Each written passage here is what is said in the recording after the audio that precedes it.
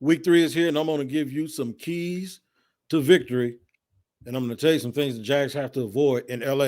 I'll do it in just a second here on Locked On Jaguars. You are Locked On Jags, your daily Jacksonville Jaguars podcast. Part of the Locked On Podcast Network. Your team every day.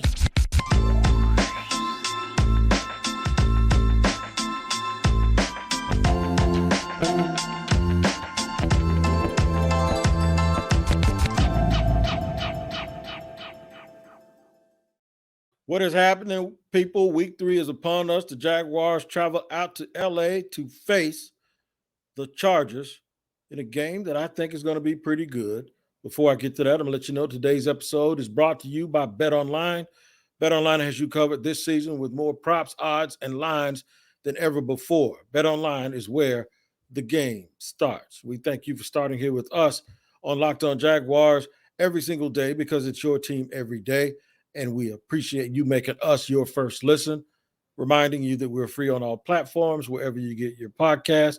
Make sure you like and subscribe to YouTube on the YouTube page as well. Here's what we're going to discuss. We're going to discuss the keys to the Jaguars having success in LA. Success is not a moral victory. Success is actually winning on the scoreboard and coming out of this game 2-1, heading into a big game in Philadelphia in a week.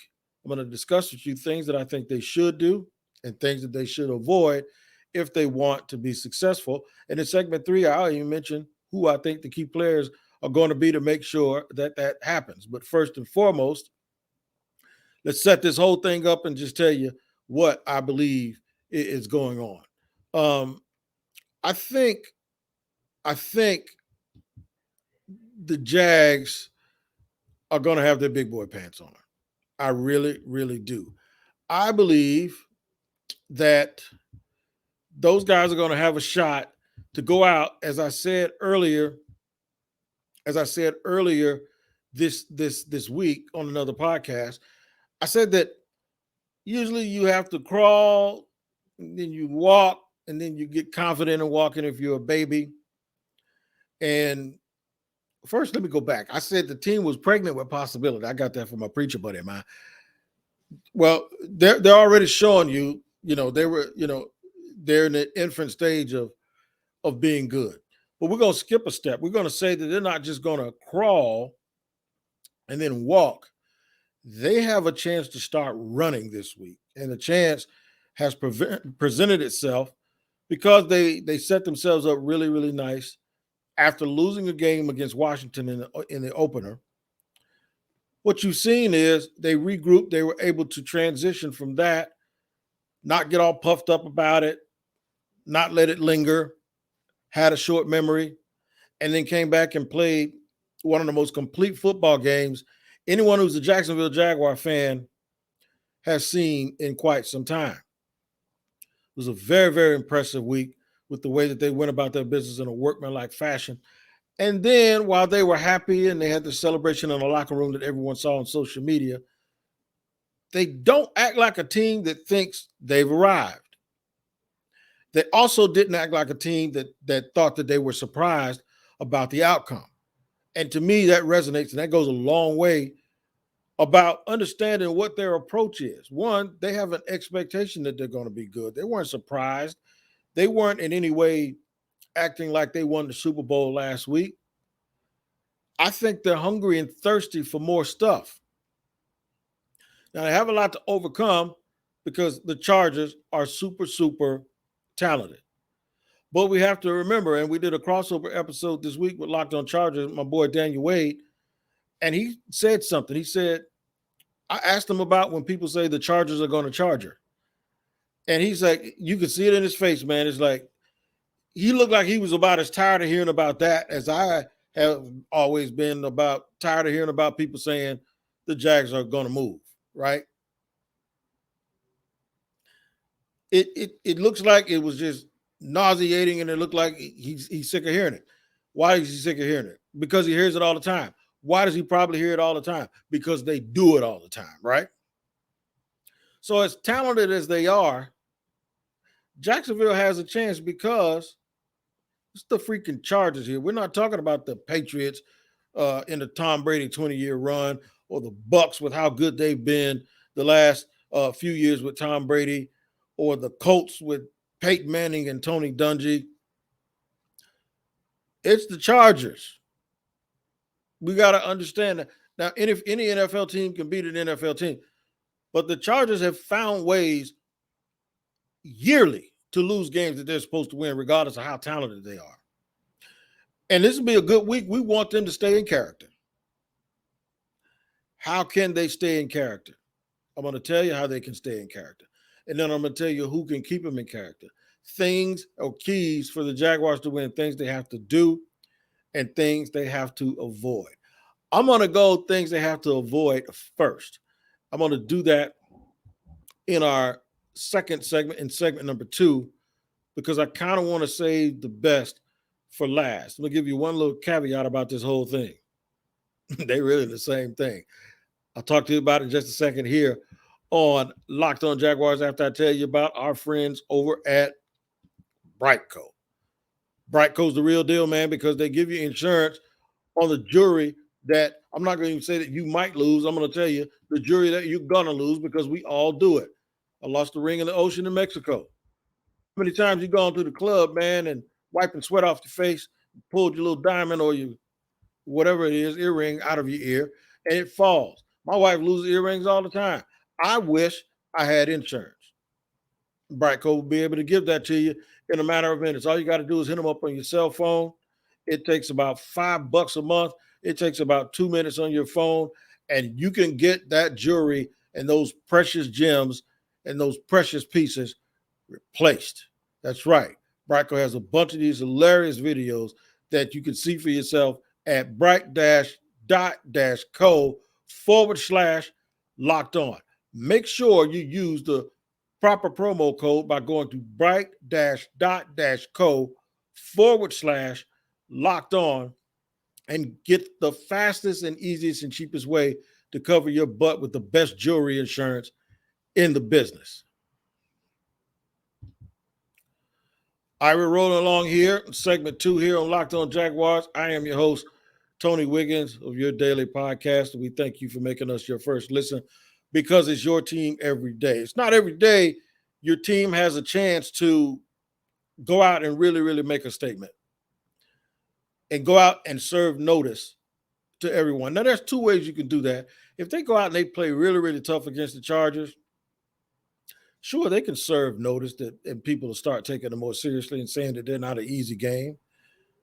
But I want us to be greedy. I want us to think greedy. I want to believe that they are thinking greedy, and I want to believe that they believe that those guys put their pants on just like we do. And there's a chance that this team could grow up a little bit faster if this season was a class. We could say that they have cliff notes, right? Or they're taking an open book test. Only if they're victorious, you can say they've sped up their process. And then we'll be sitting here talking about how they're going to be able to handle more success, because they would have gone 2 consecutive weeks and beaten 2 teams that most people pick to go to the playoffs. In fact, the Colts were pretty much picked by a lot of people I know to win the division. And then you look back at that loss that they had against Washington in week 1, and you'll really want to kick yourself, because that was a very winnable game too. And I told myself I wasn't going to say they beat themselves, because Washington did what they had to do, but it was a very, very winnable game. What makes me enthusiastic is that short period of time between learning how to win winnable games and then actually going out and doing it. You did that in 1 week, and you did it in a very, like I say, a very professional, workmanlike way that I really do believe allowed this team to establish an identity. Can they do it 2 weeks in a row? If they do, they'll win the game. So here's the keys to victory for the Jacksonville Jaguars. Or in fact, I'm going to go things that you don't want them to do, or things that they have to stay away from. Turnovers. They've been really good at that so far this season. I believe they're +5 on the year. They have to continue to be who they are and what they've displayed in the first couple of weeks, and they have to avoid turnovers at all costs. Turnovers goes against everything that constitutes winning football, especially with what this team does well. Scoring points early, not allowing points to be scored early. You turn the ball over, teams are going to be close enough and within striking distance. That means you flip field position. That's not what you want to do. It means you wear your defense out and don't give your defense proper chance to rest.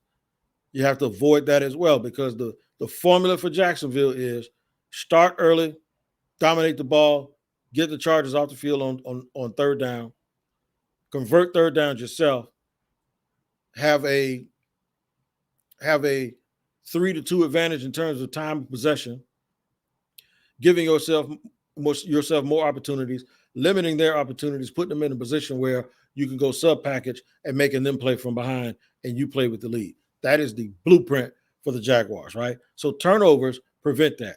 It's counterintuitive in every single way to that scenario that I just gave you. So the Jaguars have to avoid turnovers.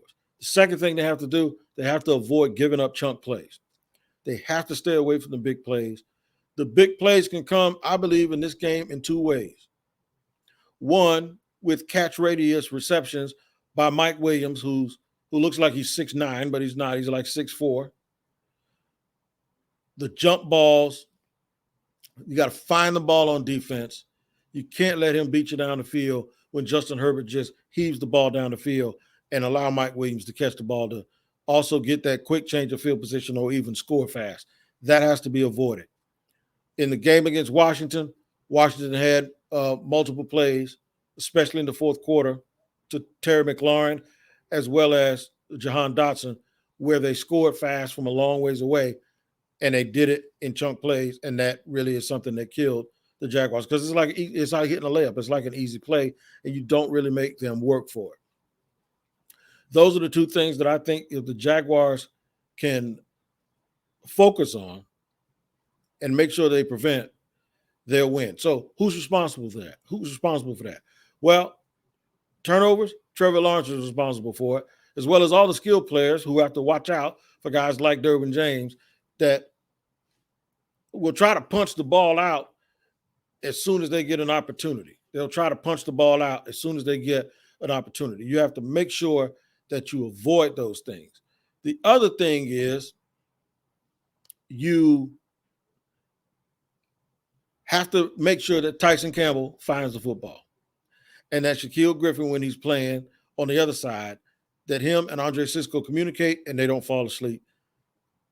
If Tyson Campbell is playing one-on-one with Mike Williams, he has to find the football. He cannot be in a position and a situation where Mike Williams is taking a beeline to those radius catches, and then he's out there not with his head on the swivel. So those are the things you have to avoid. Those are the two players that I believe are the most responsible for helping them avoid those situations. Now, segment 3 coming up. I'm going to tell you the two things that they have to do and who's going to be the most responsible for those things. And I'm going to do that in just a second here on Locked On Jaguars. After I tell you guys about BetOnline, I'm always telling you about BetOnline, and you always need to be listening because BetOnline is your number one source. BetOnline.net, your number one source for football betting info this season. Find all the latest player developments, team matchups, news, podcasts, and in-depth articles and analysis on every game you can find. I did not know that Jacoby Brissett was going to play that well last night against Pittsburgh, but had I gone on BetOnline, I would have been reminded that TJ Watt was not playing and that Brissett would have time.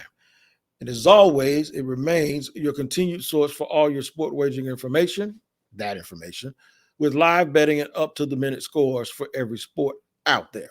The fastest and easiest way to check in on all your favorite games and events, including Major League Baseball, MMA, boxing, and golf. Head to betonline.net or use your mobile device to learn more, because betonline.net is where the game starts.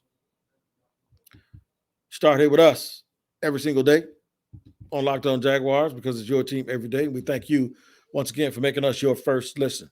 Third and final segment here on a Friday. Short, sweet, to the point. Going to get you ready for the game. Y'all be safe this weekend. 4:25. Be in front of your TV and watch the Jags go to work. I didn't mention this. I'm going to mention this, but it's not one of my two things that they have to do. They have to not listen to this cliche and not believe that there's really something to traveling across the country to play a West Coast football game. Hopefully they're so young they don't care. Kind of like when you get on roller coasters when you're young, which I never do. Now, I wouldn't get caught dead on a roller coaster. But when I was young, I was silly, so I did it all the time. I didn't know no better. I was invincible, right? I hope they believe the same thing and not believe. This is where I wouldn't mind being called the old head when you want to talk about stuff that has always seemed like it traditionally bothered people. And then those young dudes say, y'all old heads kill me, y'all, whatever. This is one of those situations because I hope these young guys aren't listening.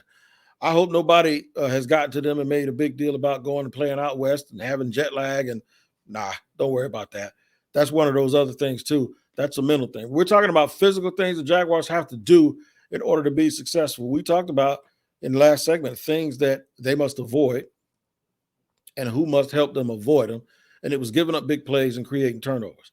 So this genius idea that I had that I'm going to tell you that the things that they actually have to do in order to be successful and who has to do it. They have to avoid turnovers themselves. The thought of that's a genius thought, isn't it? Isn't this the smartest podcast you ever heard? The fact that the two things that they have to avoid are also the things that they have to do when they have the ball or have the opportunity. Don't commit turnovers. The second one, wait for it. Get some easy scores and big plays. It'll help you because it'll quiet the crowd down on the road and it gives you confidence. So let's talk about the turnovers. Who's responsible for not turning the ball over? Wait for it. Trevor Lawrence. That's a noble thought, isn't it? That if Trevor Lawrence can protect the football and don't try to be a hero and make good solid throws and hit the people he's supposed to hit, they'll win. The likelihood of them winning is very, very high. In terms of getting the chunk plays, where will they come from? We know James Robinson ain't a speed burner, but he can actually make some big plays. He can do what the Jaguars need to avoid. They need to make sure Austin Eckler on the other side doesn't take a screen on 3rd and 5 and get 30 yards. Right? Well, James Robinson and Travis Etienne in the passing game, be nice if you house one of those screens, right? Perfect play call by Doug. Just imagine, perfect play call. Pass rush coming in, dump it over the head, and Etienne takes that thing to the house and uses that great speed.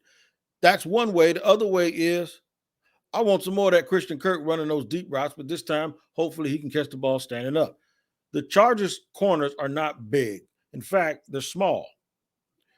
So the lack of Jaguar size at certain positions at the wide receiver spot should not be a problem this week. In fact, I think Zay Jones might be the guy who can get deep down the field. Of course, Trevor has to hit him, right? But it is this marvelously noble thing that the very thing that you hope they avoid letting the Chargers do is exactly the same thing I think they need to do offensively to win this game. One of the things that help you win, too, is watching the Peacock and Williamson podcast or listening to it wherever you get your podcast. It's the Peacock and Williamson NFL show. Brian Peacock is one of the best in our business, and Matt Williamson is a former NFL scout who's really engaging and gives you a lot of news from a scouting perspective. Make sure you like and subscribe and find that also on the Locked On NFL, wherever you get your podcast. Same place we are, that's where that podcast is too. Make sure you like and subscribe and check that out as well. So to recap everything, key players, Trevor Lawrence, Travis Etienne, Christian Kirk offensively, Trevor Lawrence avoiding the interceptions. Defensively, on the other side of the ball, Tyson Campbell versus Mike Williams. That's a matchup that you really, really want to see and one that you really, really want to pay attention to. And then the mistakes. We can't. Trevor has to make sure that he doesn't allow these corners, the aggressive corners, J.C. Jackson and Asante Samuel, to jump a lot of passes and get their hands on the ball. They dropped some passes last week, so I'm sure they'll be trying to redeem themselves this week. No need to redeem yourself with me here because Locked On Jaguars, it's where it's at Monday through Friday. It's where it's at because it's your team every day.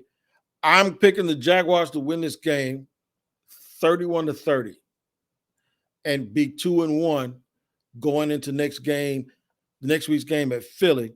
And next week's game, of course, at Philly will be Doug Peterson's homecoming. And the Eagles right now look like they're one of the best teams in the league. I promise you, if they win this game, I am not going to sit here next week and talk about how great the Eagles are. I'm going to sit here and talk about what the chance they have of going up there and beating them. If you I'm just going to tell you right now, you ain't going to be able to control me if they win this game and then they go beat the Eagles next week and they're 3-1. In fact, you ain't going to be able to control Jaguar fans. We will be out of control. There won't be anybody that can say anything to me or any one of those faithful, I'm going to call it the faithful 60,000 people that packed that stadium.